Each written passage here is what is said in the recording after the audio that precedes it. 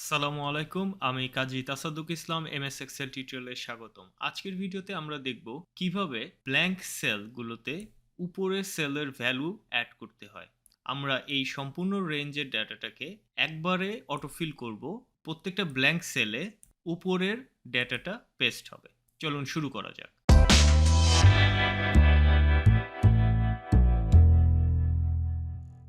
প্রথমে আমরা আমাদের ডেটা রেঞ্জটাকে সিলেক্ট করে নেব।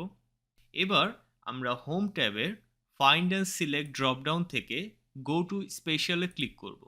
অথবা আমরা যদি আমাদের কিবোর্ডে F5 প্রেস করি এবং এখান থেকে স্পেশাল ক্লিক করি, আমরা go to special pop up বক্সে পৌঁছে যাব। এখান থেকে আমরা সিলেক্ট করব ব্ল্যাঙ্ক, কারণ আমরা আমাদের ব্ল্যাঙ্ক সেলগুলোতেই শুধুমাত্র ডেটাগুলোকে ফিল করব, অন্যান্য সেলগুলো কিন্তু চেঞ্জ হবে না। এজন্য আমরা ব্ল্যাঙ্ক সিলেক্ট করেছি এবং ওকেতে ক্লিক করব।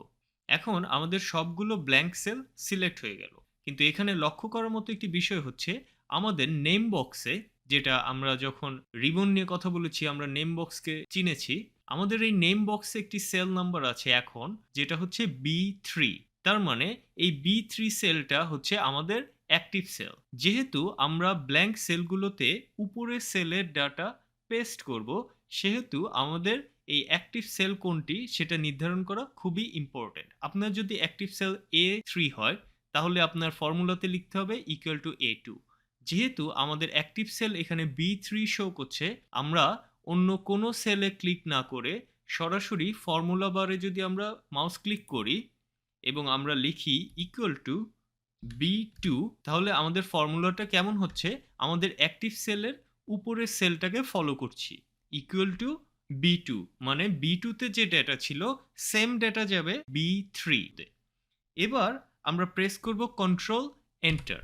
মনে রাখবেন, আমরা যদি এন্টার ইউজ করি তাহলে কাজ করবে না, যেহেতু আমরা একটা অ্যারে সিলেক্ট করে নিয়েছি, মাল্টিপল সেলকে সিলেক্ট করেছি এবং সবগুলো সেলে একই ফর্মুলা করেসপন্ডিং সেলগুলোতে বসানোর জন্য আপনাকে প্রেস করতে হবে কন্ট্রোল এন্টার। তাহলে আপনি দেখতে পাচ্ছেন আমাদের ব্ল্যাঙ্ক সেলগুলো উপরের ডেটা নিয়ে ফিল হয়ে গিয়েছে। যেমন এই তিনটি সেলে হয়েছে ফার্স্ট কোয়ার্টারের Q1, তারপরে আমাদের Q2 তে ডেটা ছিল, এই দুটি ছিল এমটি সেল, এই দুটিতেও Q2 বা সেকেন্ড কোয়ার্টার পেস্ট হয়ে গিয়েছে। আপনি দেখতে পাচ্ছেন এই সেল B5 এ কিন্তু কোনো ফর্মুলা নেই আমাদের ফর্মুলা বারে, কিন্তু আমরা যদি B6 এ ক্লিক করি এই দুটি সেল এখন ফর্মুলাতে কনভার্ট হয়ে গিয়েছে। তার মানে যে সেলগুলোতে ডেটা ছিল সেগুলো সেম আছে, যে সেলগুলোকে ডাটা ছিল না সেগুলো উপরের ফর্মুলা বা উপরের সেলগুলোর সাথে লিঙ্কড হয়ে গিয়েছে। যেহেতু আমাদের এই টোটাল রেঞ্জের মধ্যে এখন ভ্যালু এবং ফর্মুলা মিক্সড আকারে আছে, আমরা এটাকে শুধুমাত্র ভ্যালুতে কনভার্ট করতে চাই। যদি আমরা ভ্যালুতে কনভার্ট না করি, তাহলে আমরা যদি প্রথম সেলটাকে রিমুভ করে দিই, আপনি দেখতে পাচ্ছেন বাকি সেলগুলোর ডেটাও কিন্তু রিমুভ হয়ে গেল। এ ধরনের বিড়ম্বনা যাতে না হয়, এজন্য আমরা টোটাল রেঞ্জটাকে ভ্যালুতে কনভার্ট করব। এজন্য প্রথমে আমি টোটাল রেঞ্জটাকে সিলেক্ট করে নিলাম। এবার আমি কপি করে নেব, সেটা আপনি কিবোর্ডে কন্ট্রোল সি প্রেস করে করতে পারেন অথবা রাইট ক্লিক করে কপি করতে পারেন। এখন এই সেম ডাটাকে আমরা পেস্ট স্পেশালের মাধ্যমে ভ্যালুতে কনভার্ট করব।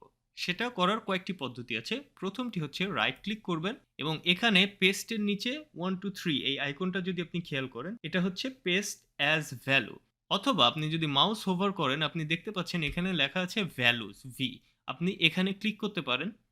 অথবা আপনি পেস্ট স্পেশালে ক্লিক করে এখান থেকে ভ্যালু সিলেক্ট করতে পারেন। অথবা আপনি যদি আপনার কিবোর্ডে প্রেস করেন কন্ট্রোল অল্টার ভি, আমরা পেস্ট স্পেশালের সেম পজিশনে পৌঁছে যাব। এখান থেকে আমরা ভ্যালুতে যদি সিলেক্ট করি, তাহলে আমাদের এই কপি করা ডেটাটি ভ্যালু আকারে আমরা এই একই জায়গায় পেস্ট করব। এজন্য আমরা এখান থেকে ভ্যালু সিলেক্ট করলাম, মানে পেস্ট স্পেশাল পপ আপ থেকে ভ্যালু সিলেক্ট করলাম এবং আমরা যদি ওকেতে ক্লিক করি, আমাদের ডাটা কনভার্ট হয়ে গেছে। এখন আপনি যদি যে কোনো সেলে ক্লিক করেন, আপনি দেখতে পাচ্ছেন কোনো সেলেই কিন্তু এখন আর ফর্মুলা নেই। ডেটা রেঞ্জটা হার্ড কোডের ভ্যালুতে কনভার্ট হয়েছে। আমরা যদি ফার্স্ট সেলটাকে এখন রিমুভ করি, আপনি দেখতে পাচ্ছেন বাকি সেলগুলো আগের মতোই আছে। এভাবে আপনি মাইক্রোসফট এক্সেলে ফাঁকা সেলগুলোকে উপরের ভ্যালু দ্বারা ফিল করতে পারেন। আশা করি ভিডিওটি ভালো লেগেছে। যদি ভিডিওটি ভালো লেগে থাকে অবশ্যই শেয়ার করবেন এবং চ্যানেলটি সাবস্ক্রাইব করবেন। পরবর্তী টিউটোরিয়ালে দেখা হবে ইনশাল্লাহ। আসসালামু আলাইকুম।